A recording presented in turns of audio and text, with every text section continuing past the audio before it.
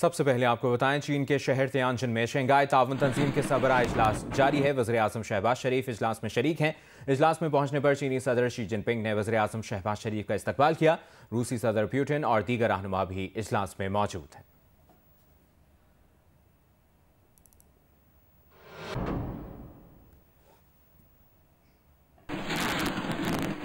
बराह रास्त देखिए, वफाकी वज़ीर माहौलियात मुसद्दिक मलिक और चेयरमैन NDMA मीडिया ब्रीफिंग दे रहे हैं। पख्तूनख्वा में आई है, पेशावर के कुछ इलाके और जन सब और कौन से इलाके में जहाँ ज़्यादा लंडी कोतल में और कोहाट में जो सिलसिले हैं वो चल रहे हैं, लेकिन अल्लाह के करम से बड़ी तबाही जो है वो गुज़र चुकी है। अल्लाह का करम इस वजह से कि गुज़र चुकी है, तबाही तो बहरहाल आई है। अब हमारी जो नज़र है वो त्रिमू के ऊपर है।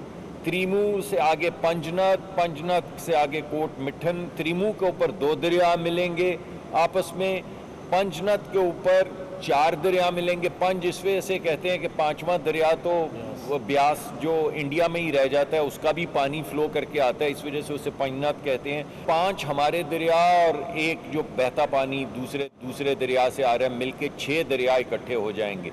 इस वक्त हमारी सारी जो प्लानिंग हो रही है वो ये हो रही है कि 1 मिलियन क्यूसिक से इसको नीचे रखने की कोशिश की जाए। हमारे मॉडल हमें बताते हैं बाज़ जगहों पे 1.3 मिलियन क्यूसिक भी पानी गुजर सकता है, 1.2 भी गुजर सकता है, लेकिन हमारी कोशिश ये है कि छोटे छोटे ब्रीच करके बड़ी तबाही से बचा जाए। और ऑब्वियसली हम सूबों के साथ बिल्कुल कंधे से कंधा लगाए ये तमाम इलाकाई सूरत हाल जो है वो सूबे देखेंगे, हमें हिदायत भी देंगे, हम तो उनको टेक्निकल गाइडेंस देंगे कि किस किस जगह पे ब्रीच हो सकता है और सबसे बेहतरीन कौन सी जगह है जहाँ से मिनिमम लॉस हो, जहाँ आबादी ना हो, जहाँ गरीब लोग ना हो, जहाँ इंफ्रास्ट्रक्चर ना हो, ताकि ब्रीचेस उस जगह पे किए जाएँ और बड़ी तबाही से बचा जाए। तो ये इस वक्त हमारी कोशिश जारी है।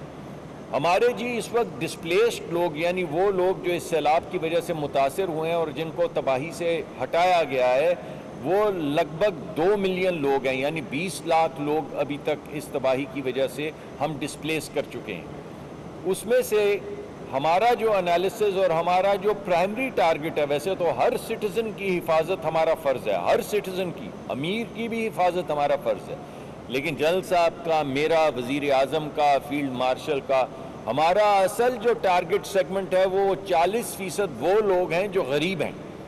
और हमने तमाम अपने प्लान जो हैं उसमें पहली प्रायोरिटी, यानी सिर्फ वो नहीं मगर पहली प्रायोरिटी हमारी और दूसरी प्रायोरिटी हमारी और तीसरी प्रायोरिटी हमारी वो गरीब लोग हैं। गरीब तरीन लोग 8 लाख लोग हैं जो डिस्प्लेस हुए हैं।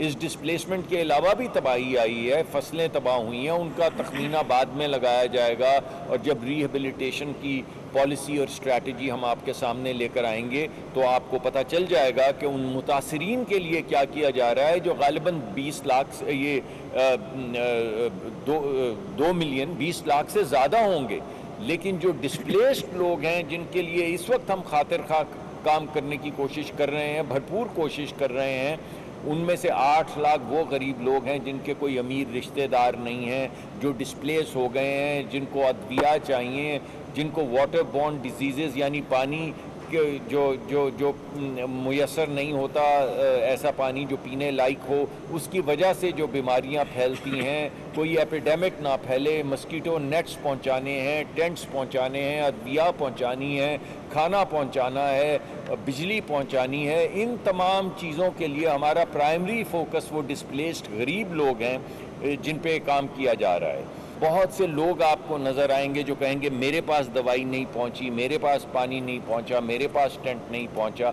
हम सूबों के साथ खड़े हैं, जनरल साहब सूबों के साथ खड़े हैं, फ़ौज सूबों के साथ खड़ी है, वज़ीर आज़म सूबों के साथ खड़े हैं, तमाम सिविल इदारे जो हैं वो सूबों के साथ खड़े हैं, हमारा 1122 जो है वो सूबों के साथ खड़ा है। तो इंशाअल्लाह हम मिनिमाइज़ करेंगे डैमेज। कुदरत से कोई लड़ाई नहीं कर पाता, लेकिन हम जो कुदरत की किसी भी डिज़ास्टर से आने वाली जो नुकसानात हैं उसका मुदावा करने की पूरी कोशिश करेंगे। NDMA ने और वफाकी हुकूमत ने सिमुलेशंस पूरा साल रन किए हैं जी।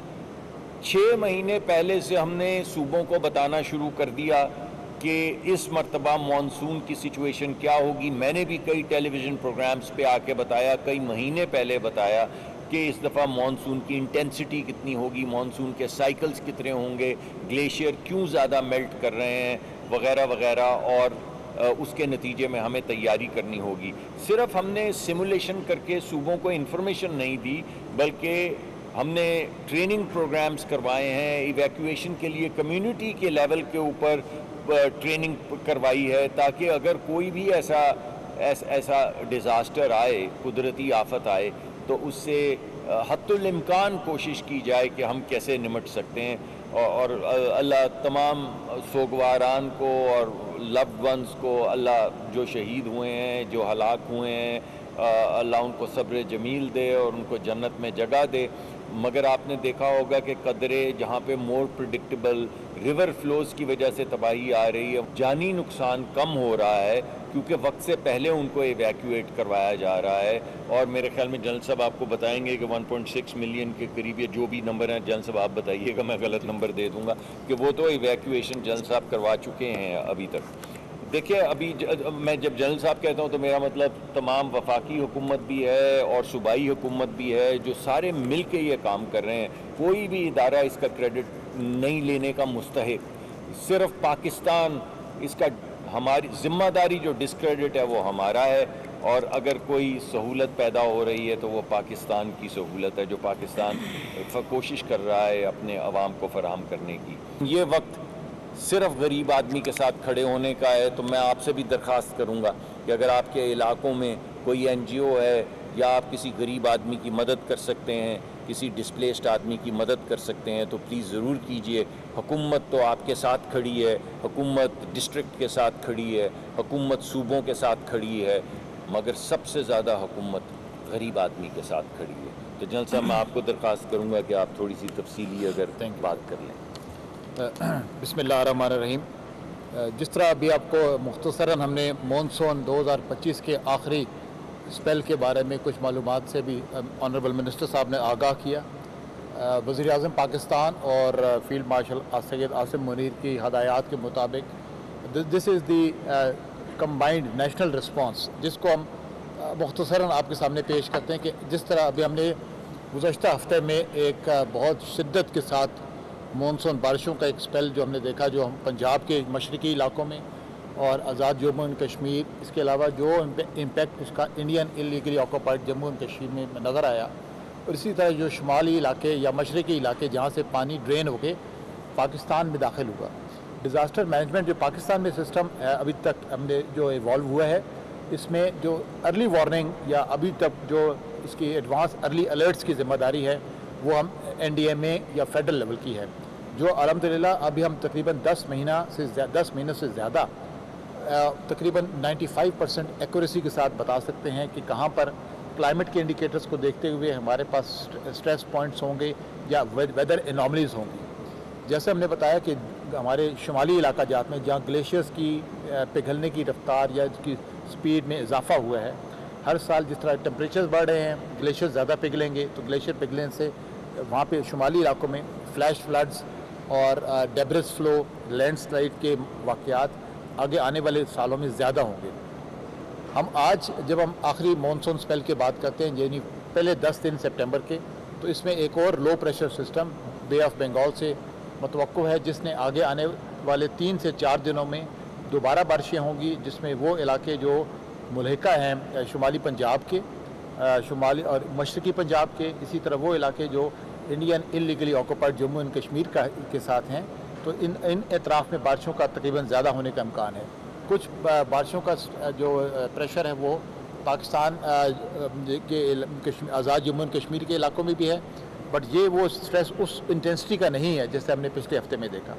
हमारे तमाम दरिया इस वक्त जिस मॉनिटरिंग सिस्टम के तहत उनको देखा जा रहा है और उनके फ़्लोज़ को रेगुलेट करने की कोशिश की जा रही है, ताकि ये किसी एक जगह पर आकर उसकी कैपेसिटी या हाइड्रोलिक स्ट्रक्चर की सिक्कत से, यानी उसकी ताकत से या मुदाफ़त से ज़्यादा उसको स्ट्रेस ना किया जाए। जो अभी जैसे हमने पहले ब्रीफिंग में बताया था कि हमारे इंडस और झेलम में इस वक्त ज़्यादा से मामूल से ज़्यादा पानी नहीं है। इसको भी 3-4 जगहों पर इंडस को कालाबाग, चश्मा और फिर तौसा पे रेगुलेट किया जा रहा है, ताकि इससे जो बहाव नीचे पंजरत में आके ऐड होगा, वो तो उसको स्पीड अप होने से रोका जाए, रेगुलेट किया जाए।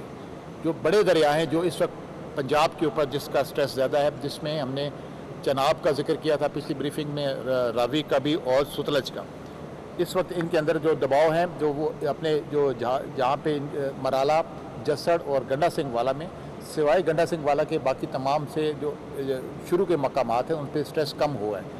लेकिन ये वो तमाम बहाव है जो इस वक्त अपने दरमियानी इलाकों में, यानी शाहदरा, बलोकी, रावी के ऊपर, और फिर जनूब यानी इसके कादराबाद के जनूब में त्रिमू से ऊपर, ये अभी सारा पानी इस वक्त यहाँ पर पहुँच चुका है। जैसे ये रेले आज या 2 दिन के बाद जब त्रिमू में इकट्ठे होंगे तो हम एंटिसिपेट करते हैं कि त्रिमू में ये तकरीबन 7 से 8 लाख क्यूसेक का रेला आएगा, और फिर इसके बाद यहाँ से ये रेला नीचे की तरफ बढ़ेगा जब ये पंजरत पे सुतलज से आकर मिलेगा।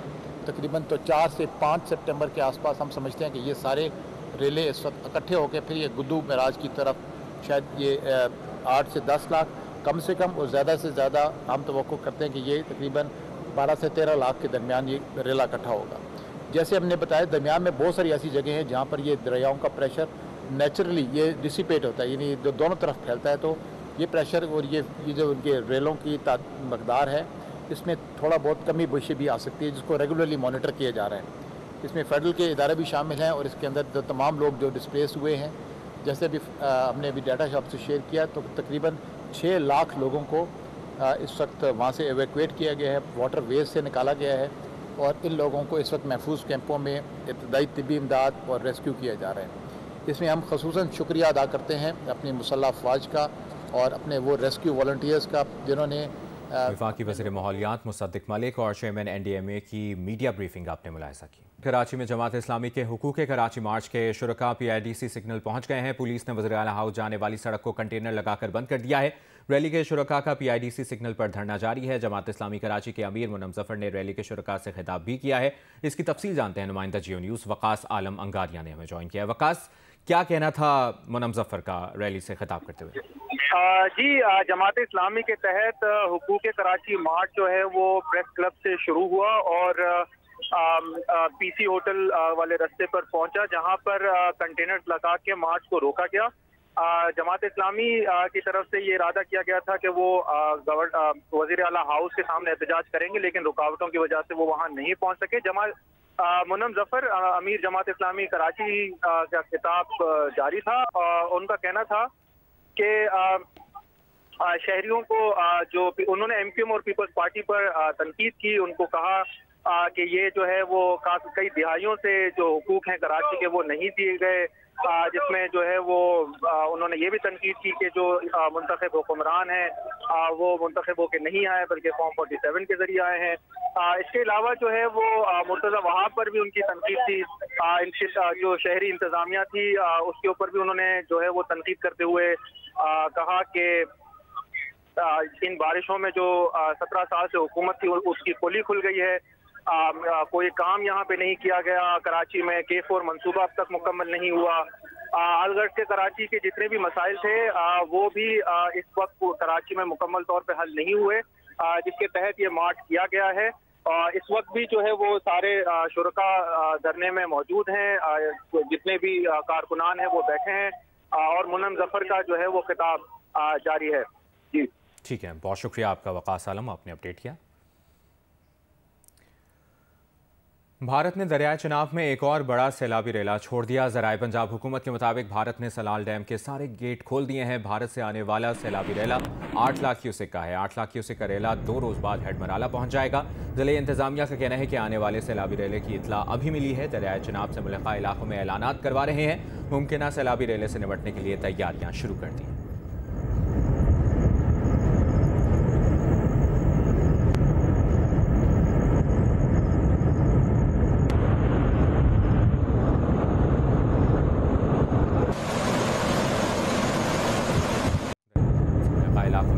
करवाए जा रहे हैं। मुमकिन सैलाबी रेले से निपटने के लिए तैयारियां शुरू कर दी हैं। ज़िले इंतजामिया की जानिब से कहा गया है। ज़राए पंजाब हुकूमत का बताना है कि भारत ने एक और बड़ा सैलाबी रेला दरियाए चिनाब में छोड़ दिया है। मुल्तान के मुख्तलिफ इलाकों में सैलाब की सूरत हाल है, इसकी तफसील जानेंगे नुमाइंदा जियो न्यूज़ इमरान चौधरी से। इमरान, इस वक्त आप एग्जैक्टली कहाँ पर मौजूद हैं, क्या सूरत हाल देखी आपने?